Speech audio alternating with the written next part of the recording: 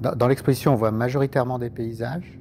Il y a quelques figures humaines, mais elles sont minuscules et elles sont noyées dans l'appareil industriel.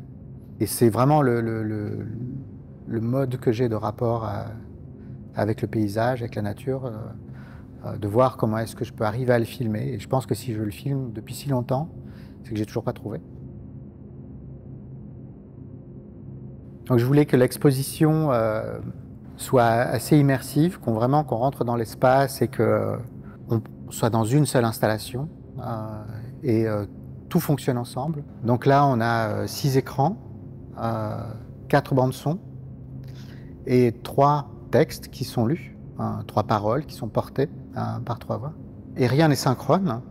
La partition n'a pas du tout été écrite pour que les choses se calent dans le temps. Elle a été écrite pour que soit ouverte quantité de possibilités, avec cette idée que presque chaque visiteur aura une expérience un peu différente. On peut avoir une exposition qui est très silencieuse et très calme, comme on peut avoir quelque chose qui est assez bruyant et très intense. Donc il y a quelque chose d'assez nouveau dans cette exposition par rapport à mon travail, c'est l'apparition du texte avec une place aussi importante.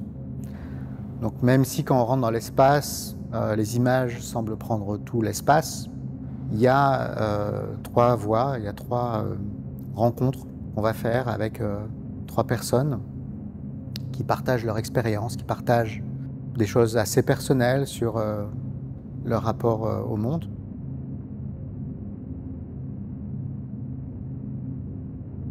Jusqu'à présent, c'est quand moi je prenais la parole qu'il y avait une dimension politique qui se dessinait.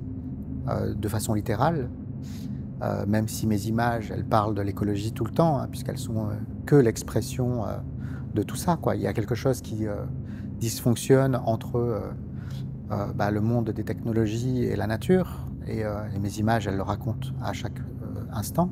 Et du coup, quand j'ai pensé cette exposition, j'ai vraiment désiré que la voix soit là, et vraiment parler directement aux visiteurs et leur parler aussi d'une manière à ce qu'ils sentent qu'eux pourraient être des voix au sein de cette exposition et qu'on a tous accès à cette parole-là.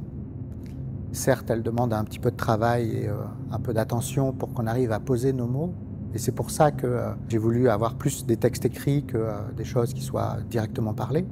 Mais mes intentions étaient d'avoir une parole qui soit la plus directe possible et qui soit la plus juste possible par rapport à la voix qu'il apporte, qui est le cœur qui l'a écrit.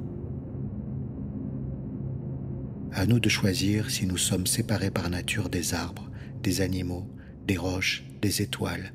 À nous de choisir le chemin, à nous de le rendre possible.